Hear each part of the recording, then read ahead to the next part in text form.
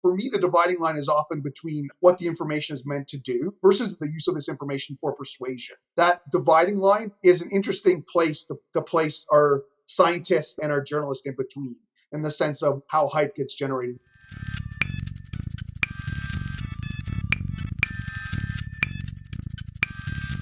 Hello and welcome to the Fourth Space podcast. In this episode, Sylvie Ouellette, public scholar and PhD candidate in chemistry and biochemistry, sits down with David Secko, chair and professor in journalism, and Amélie Daoust-Boisvert, assistant professor in journalism, to discuss how quality scientific journalism struggles sometimes to be heard above the mass of information that is produced from so many and sometimes dubious sources. And this problem has been greatly exacerbated this year.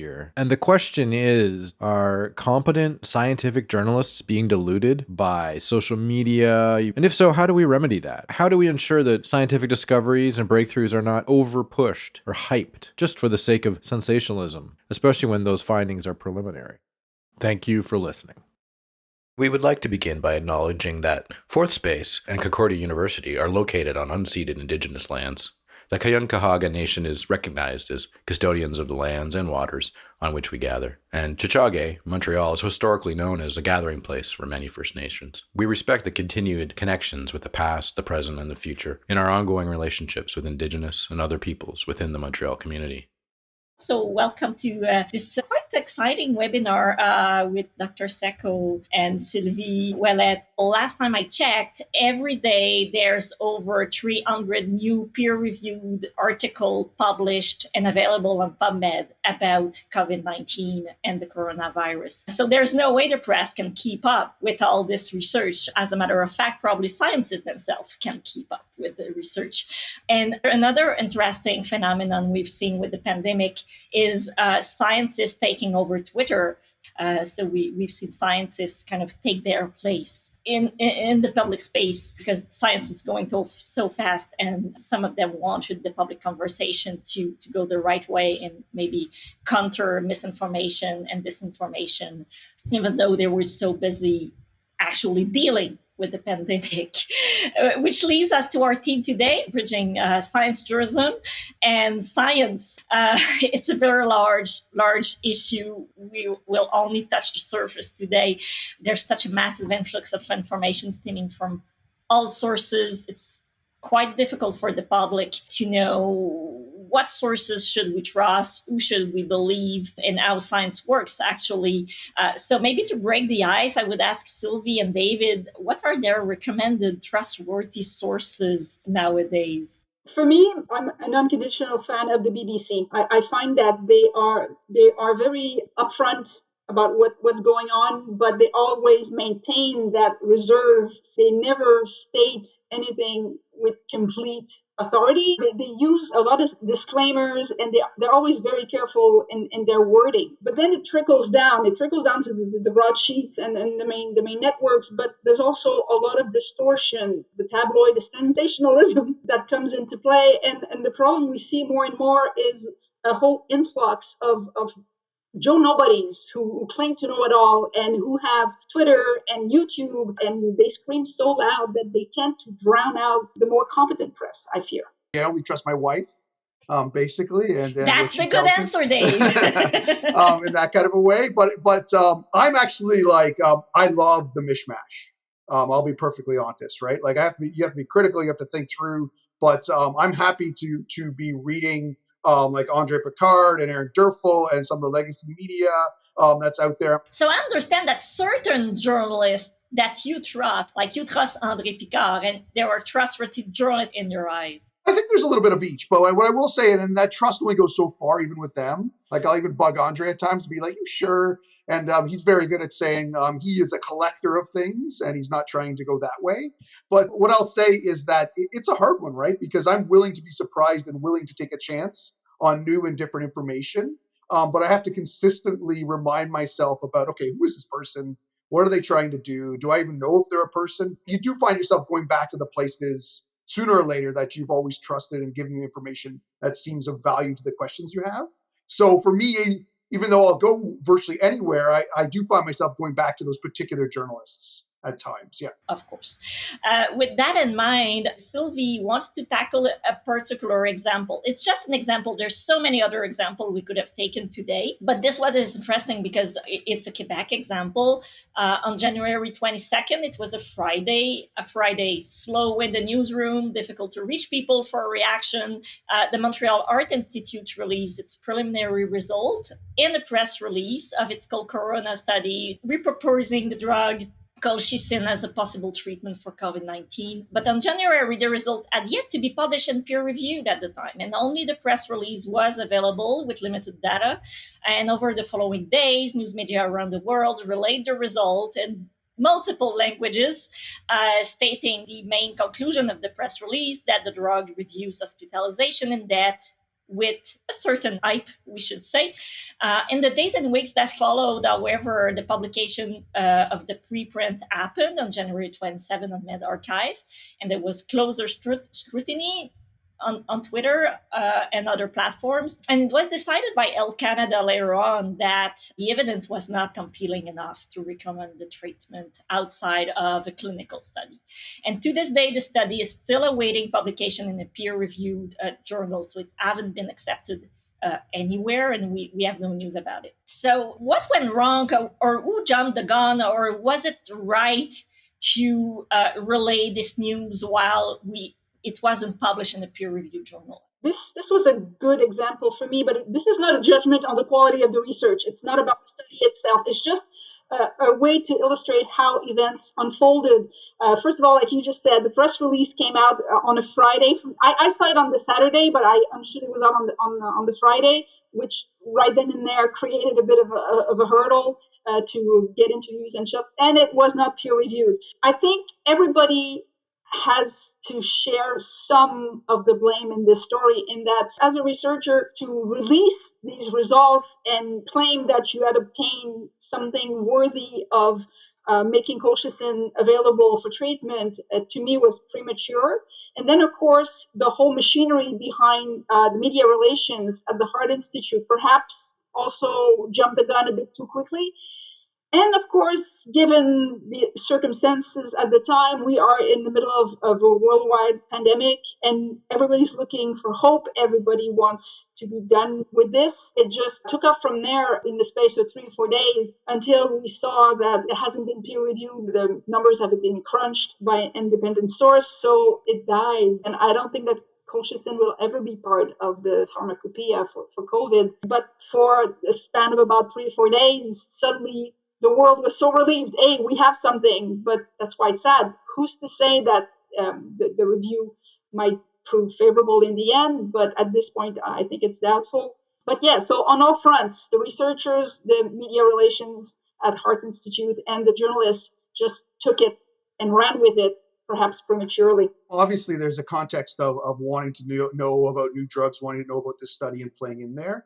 It's a fun debate. This is where we might have some fun, Amélie and Sylvie, in the sense of I could easily argue that they saved billions of dollars by destroying the reputation of this drug in 4 days. What could have taken months and months and months of study, because the media looked at it, wrote about it, got lots of public attention, and other scientists looked at it and then said, no, this doesn't look like it's going to work. That stopped things, which otherwise would have went on a lot longer. Now, I'm not sure I believe that, but you could see an argument, that exposure, that light, that thing that the science journalists might want to bring to this, that, oh, there's this new study. Now they've released a press release. You've said something to me, and it's now my job to say someone to someone else. Yeah, so those questions, they can be good, but they can also be negative. I hear exactly what Sylvie's saying, in the sense of it could have gotten all sorts of hopes up and things going that might have been saved or not done. And there's other examples where definitely these things play out, and they add so much confusion that it's a big problem. And that's why I like this example, because it's right for me in that gray area of, did the journalists really help? Maybe they didn't ask exactly the right questions. Like, Amélie, I know how hardcore you are and how you might have torn this thing apart, and Sylvie, you too. But I know there's probably two approaches. Like, one, oh, this is kind of interesting. If I don't write about it, someone else is going to write about it, and I look like I lost my like scoop or my ability to be involved on this. Like, Journal de Montreal is writing about it, and someone else is writing about it. I should be writing about it too. The other element might be that they're actually interested and they wanted some questions answered, and whether or not they got enough of those to write the stories, that's where the fun debate about journalism practice comes in. This is the first time that we are seeing science evolving in real time. Usually, we never get to see and disseminate these results until everything's been sorted out and the trials ran. And most of the time, it's over and done with by the time it's released. Whereas now, because of the situation, we see things, there's a massive influx of information, right, left, and center, people trying with ivermectin, people trying with the dexamethasone, all at once because of the urgency and so many preprints being made available, and everybody can have access to this. And unfortunately, a lot of people don't have the knowledge and don't have the background to truly appreciate what's in such a press release. It's been proven that false information travel really faster than true information. So that's part of the problem too. But how can we prevent misinterpretation of scientific studies? I think through proper training, and it's only through a continued effort to reestablish their credibility and validity that the media will be able to eventually show they are a voice that needs to be listened to. But it starts with training on both sides. I mean, I think scientists should be better equipped to interact with the media and to convey their science in a manner that can be easily understood by everyone. But also on the journalism side, how do you train journalists to become specialists, to be able to read and explain press releases and preprints and preliminary results and the study results? So this is one of those questions where I'm hard pressed to know exactly that there's a really good answer that will always be there, because some form of hype is required, right, to envision like the futures we might want to live in. But hype can quickly get very negative in that kind of a sense. And so for me, the dividing line is often between what the information is meant to do, like how is somebody supposed to use it, when are they going to find it when they need it, how do they think of it it's trustworthy. So a lot of that comes to training and to thinking about the science, to think about who's saying it and why in that sense, versus the elements of the use of this information for persuasion. And I think that kind of dividing line between how information might just be put out there for different uses and how it might be used to persuade certain kind of political or views or viewpoints or to gain certain kind of advantages is an interesting place to place our scientists that we were talking about and our journalists in between, in the sense of what the roles are, how hype gets generated and played out. So I'm not exactly talking about an answer, but what I will say is the context around, and I know we often throw this around, but like the context around how a study is released, how it's not peer reviewed, how the data might look like this, how we want to anyways communicate it to the public for these reasons. I'm not sure all those kind of transparent contextual information were in the press releases, or the journalists that took a look at this, or the people on social media that tweeted this were really beginning to play those things out. So I think hype, the challenge is that it grows quickly and exponentially without you even realizing. So the only way to really potentially fight it is often with like almost like a mental integrity of freedom, where you're trying to say, okay, what here is information that I can definitely verify and I know it's true, or I can say that I don't know it's true. And then what here can I say seems like a bunch of hype or seems like a bunch of questions you don't have answers to. And how do I get people to like digest both within a global pandemic and being really tired and me only wanting to listen to my wife?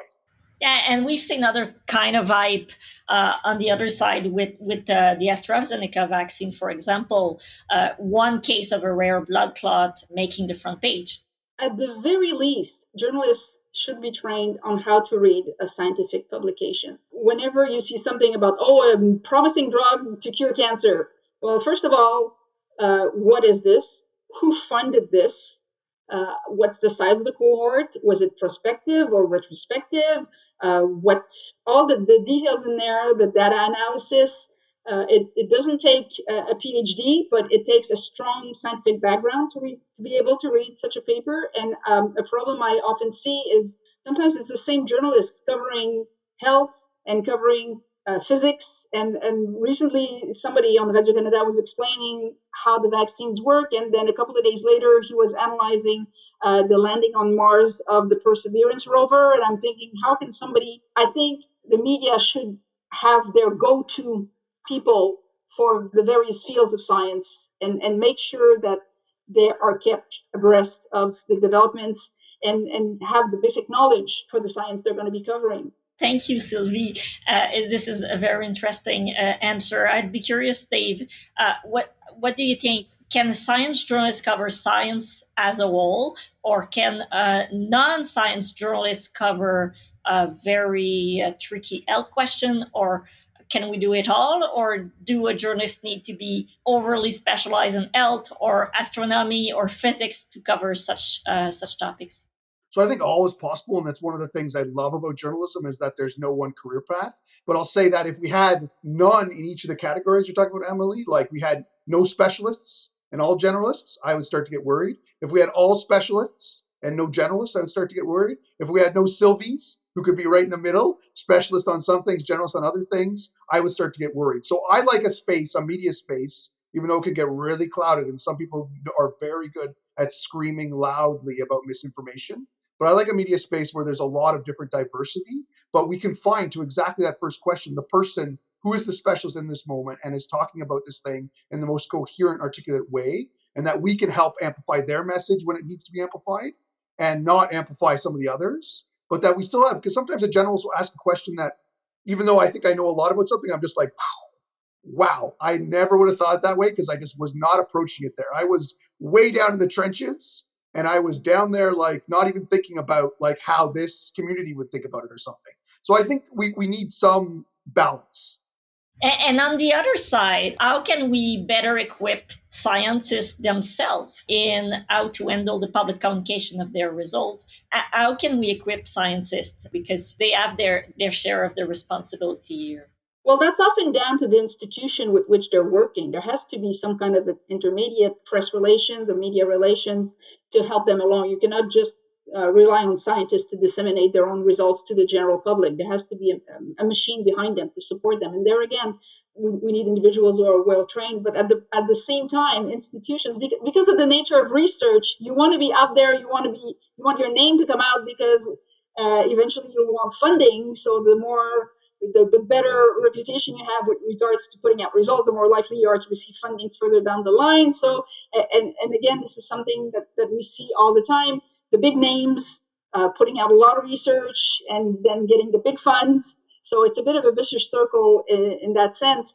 But yes, so the scientists being trained perhaps more towards scientific communication. Like at Concordia, the biology department offers to grad students, it offers a scientific communications course. And I don't know whether other departments do it, but I think this should be mandatory in every department. I know grad pro skills at Concordia also includes some communications training, but it should be mandatory across all disciplines, I think. Yeah, mandatory is interesting because when I was doing my science way back when, it's a long time ago, there was nothing like Sylvie's saying, like it was there, but you really had to hunt it down. There was no expectation that you would go in to your doctoral studies and you would get some training in communication, or even that you would get some training in ethics, which I now know the program that I went through now has that. So what I'll say is we run a summer school now, as Sylvie and you both know, and I love that course in biology.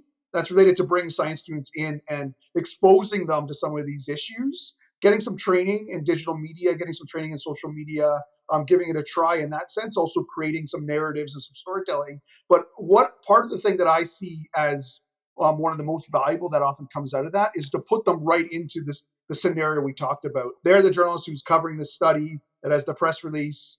They're forced to do it in quick time because the journalist, let's say, gets 2 or 3 hours to write their stories. They might get one source or not. But I think that kind of attempt to ask both a journalist to put a scientist mindset on and a scientist to put a journalist's mindset on, and then almost role play by having some of that. And I don't know how you feel about this, Sylvie, because I know you've been in both worlds. But for me, sometimes they feel exactly the same. Like there's no divide. I could use my science brain, my journalism brain. If they're different, they're the same thing. Sometimes I do feel like I need to be in different spaces. So I think getting those students or getting those researchers to experience those different public spaces and experience them sometimes very viscerally, like, oh my God, I can't believe I made that mistake. And now all these people are going to think their grandparents should get X and they might be saved. And I should have been more thoughtful about that. Or, oh, this data, I really shouldn't have held that press conference with this data yet. I should have toned it down a little, I think it is a useful kind of space. But I agree with Sylvie that the more we can do training and try to address these questions together as in groups, the better off I think we'll be when you find yourself as a surprise in a situation like this, as a scientist or a journalist. When I did journalism several years ago, the focus was put on, it was a major in journalism, but they encouraged us to do a minor in what would eventually become our beat, be it science or political science or history, so that we could develop some kind of expertise in parallel to our journalism expertise. What I was very happy to see this year is the journalism department is now offering a minor in scientific journalism for science students. So this is where they cross paths. I know that at the moment, I think it's only at the undergrad level, and there's also the grad dip program that very few people know about, unfortunately. Myself, in the past 3 or 4 years, I have directed fellow grad students towards the grad dip because they realize, well, research is not really what I want to do. I want to do more communication. And I was telling them, well, journalism offers a graduate diploma program. You already have a degree in science, then you can do a year intensive training, go into communications, because now you have the background in science. Let's do journalism, or the other way around. First, develop your skills as a journalist, but in parallel, find a beat that will suit you. But at the graduate level, for grad students, masters, and PhD, especially PhD, this year I was part of the Public Scholars cohort. And again, this is another avenue. Mind you, there was only 10 of us. It's only 10 per year, but this is something that encompasses how to keep a presence on social media, writing op-ed pieces for the Gazette and other outlets, organizing events, knowledge dissemination, such as this one. So we were trained for that, and I think there should be more of that. And across Canada, I think we're the only university offering such a program, and there's a big need. There's a massive need for more. It's always amazing to see that many scientists are eager to communicate and be out there and talk to journalists, talk to young students who won't even publish their stories. It's just for a class, and they'll give an interview and give their time and explanations. So this is so valuable. It was such a great conversation, Sylvie and David. Thank you so much as well for being here. Don't hesitate to reach out to us to continue the conversation.